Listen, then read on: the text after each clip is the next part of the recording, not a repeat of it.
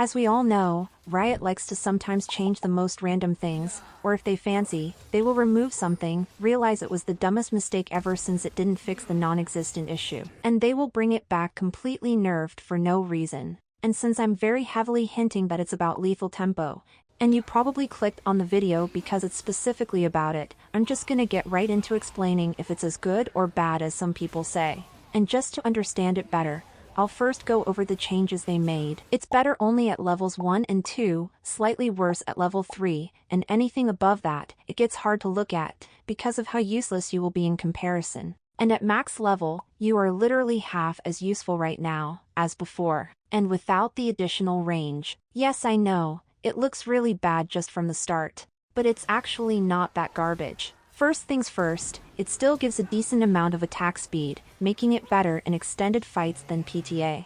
So that's already good. And then we also have the additional on-hit damage that scales with your attack speed, making it not half bad in the mid and late game. And while it's hard to see the actual damage it gives, it is in fact comparable with PTA in late game. Of course it depends on the champion, team comp, enemies, and how bad you are at positioning, but on average it's similar. And you might be asking, how the fuck is it actually the case? PTA clearly deals a lot more damage because the numbers are higher. Well, here is the thing. As I said, it's hard to actually see the damage, because additional attack speed translates into more attacks, so more damage from, well, attacks, and more damage from items like Bork. And it very much adds up. On top of that, with all the items being nerfed and adjusted, all the team fights started taking longer, meaning you get even more value out of this rune.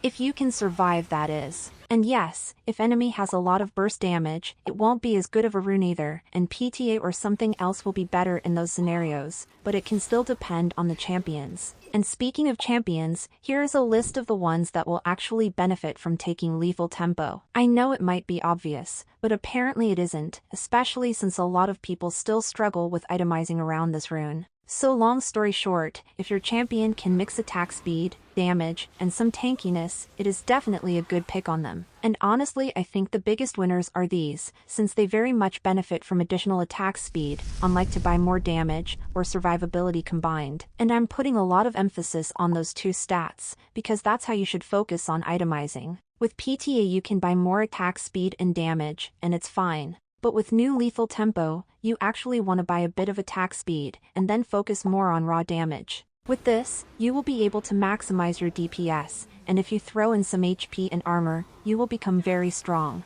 And now you're probably asking, why not PTA then? Well, with this type of build you just don't have enough attack speed, and unless your champion heavily relies on abilities, it's just not worth it. Especially after Berserk's nerf, where you shouldn't even be buying them anymore, but I'll talk about it in another video. So if you want to stay updated, and like the content I make, remember to subscribe. Anyways, in conclusion, lethal tempo can be actually a good and useful rune, despite looking fairly weak on paper. It works with some champions way better than the others though, so if the one you are playing uses a lot of abilities, it might not be the best option for you. And if you can take it, but the lane seems to be pure candy, and you really need to play for the early game pressure, you can still take PTA. It will help you a lot with shorter trades. That's pretty much all. Remember you can subscribe and join my Discord, linky in the description. Thanks, bye.